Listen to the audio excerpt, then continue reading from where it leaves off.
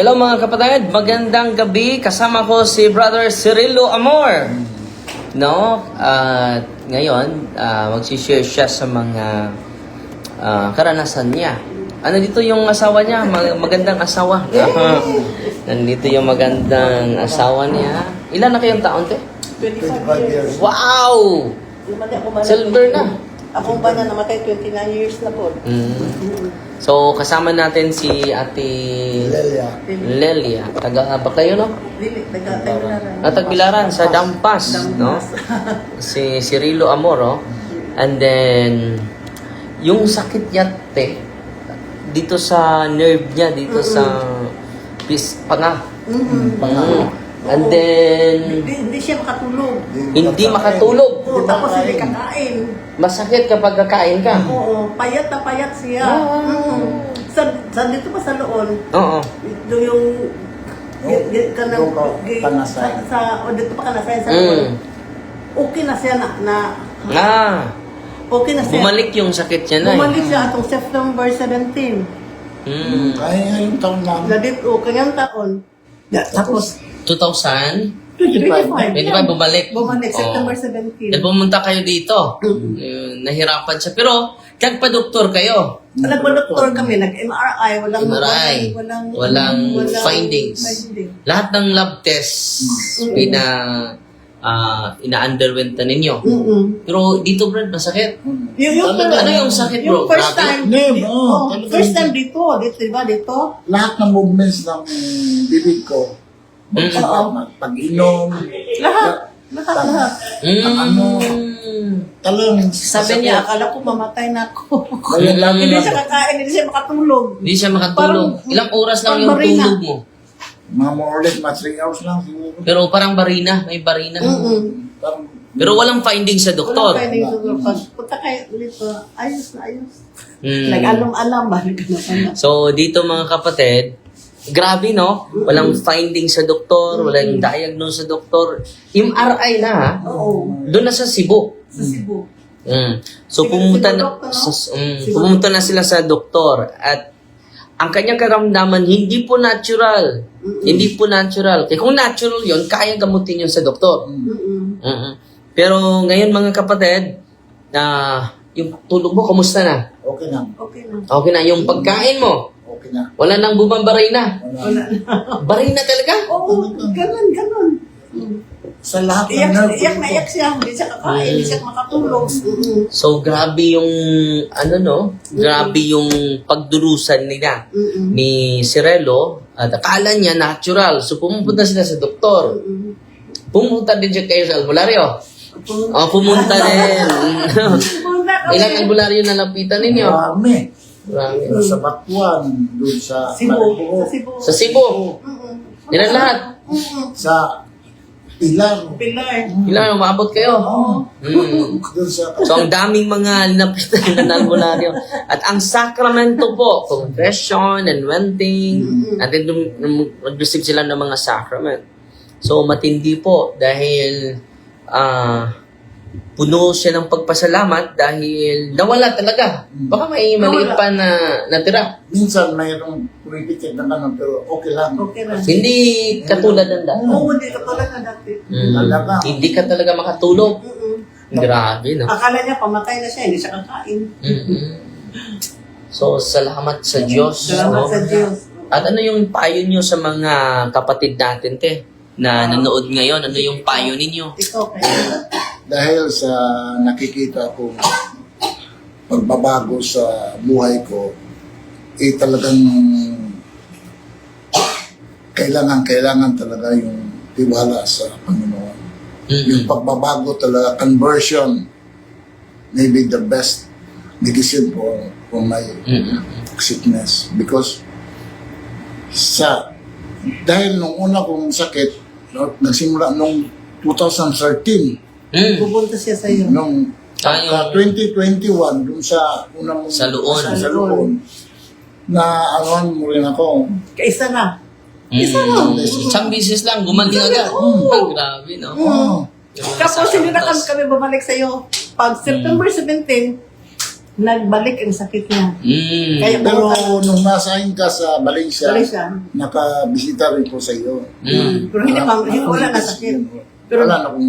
pag September 17, bumalik. Ngayon lang. Bumalik. Ngayon lang. At pumunta kayo sa iba't ibang albularyo.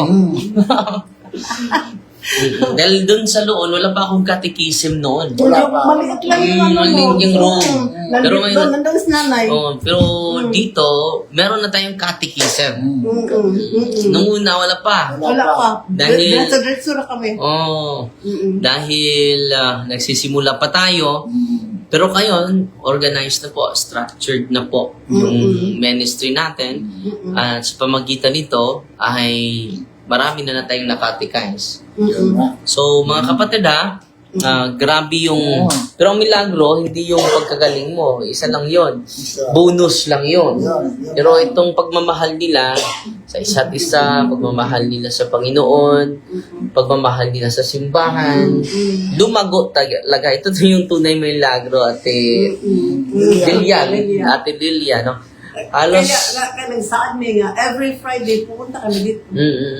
Friday ngayon. Every Friday. Oh, so bibisita sila dito. Dahil malapit lang sila sa Tagbilaran lang sila.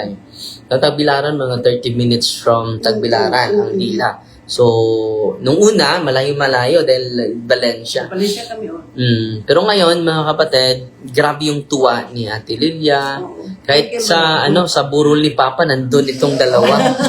Gabi. Every night. Oh, masakit. Di ka mo di gana naman pala Martin. Ha? Martin nga na yo. Pwede na rin din. Ako sa na-pray. So salamat sa Diyos, ha? And then, sana maisiwalat ninyo at nakikita ninyo yung danger kung magpatuloy tayo sa mga occult practitioners, mga spiritista. Pero ngayon, nawala talaga. Wala. Yung mga barina.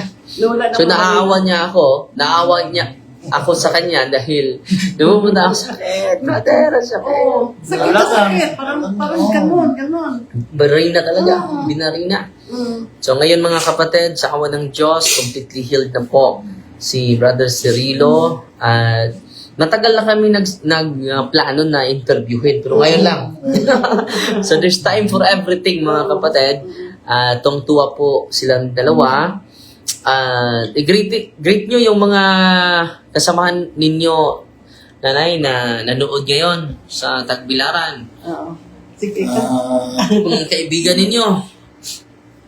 Actually, Father, my hometown, kasi Tagaluway ko eh. Sa Luway. Sa Luway. Pinakamalapit lang tayo. Silingan na tayo. Silingan ka. Pero sa ngayon, nandun ako nakatira sa Lampas. Sa Lampas. Kaya nga, shout out na lang doon sa may mga kapitbahay namin na mababait. At saka sa Tagbilaran. Tagbilaran. Dahil gusto ko nga, kayo rin, gusto namin maririnig yung ano yung kailangan mo dahil sa lalong-lalo na kung pangangailangan sa Panginoon ang kailangan. Talagang mayroon talagang milagro na mangyayari pag may tiwala kayong tapat. Totoo. So, ikaw, greetings mo. Dahil quick live lang tayo, quick live. Shout out sa mga Kaibigan ninyo. Kaibigan namin sa Lampas at sa kasama sa So, salamat ate short live lang tayo para ma-inspire yung mga pari to administer the sacrament of healing, confession, unventing, Holy Communion, and then the sacramentals of the church. Dahil malaking tulong yung mga sacramentals para sa pamagitan ng pag-share ninyo, ma-inspire yung lahat ng pari na nanonood sa atin to bless the sacramentals of the church. And then, kung mag-bless sila, gamitin nila yung ritual ng simbahan. Para yung intention ng simbahan ang manaig. So, yun ang objective natin. Bakit pinashare ko kayo? Para ma-inspire yung mga pari. Kung ma-inspire yung mga pari, mga kapatid, madami tayong matutulungan. And then, sa mga diocese, may center na katulad dito. So, yan ang yun po yung hinihingi ko sa Panginoon, na may center. Bawat diocese may exorcism center. Para hindi na sila pupunta dito at makasave naman sila na malaki. Ito ang naman yung taga Cebu, Taga Cebu, Sambuanga. taga Sambuanga, may pagadian. May galing sa California. Ayun. So, naawa ako. And then, salamat din sa Panginoon na iniwan itong ministry ito sa atin, sa simbahan. Hindi naman ito ministry, Father Darwin, ministry po ito ni Cristo. So, salamat at Lilia at Brother Cirilo. Bye-bye po. Bye-bye. Bye-bye. God bless. May i-exercise pa ako ngayon, isa. Iganto sila ni Monsignor Ian. Amo? Bishop Yat? I-regards mo kong Bishop Yat, ha? Sabi, ingon sila nga, ikaw po rin ito sa ng kapatid minsan. Oo, to noon. Hindi, haras po to. Nga, God bless, ha? sige. Dahil mag-exercise pa ko ng usa. Thank you. Nay, itong usa, pa sula. Nay, salamat Nay. God bless, ha? Mag-ingat kayo. At mga kapatid, meron pa akong i-exercise kayo. At kasama natin si Father Martin Relampagos at si Father Albert na nagpakumpisan. So, kulang yung araw ko without yung mga pari. So, dito ka, bro. Taga saan ka, bro? Diin mo gikan? Sus, kalayo. So, mamaya, mag-deliverance muna ako. Last na po ito.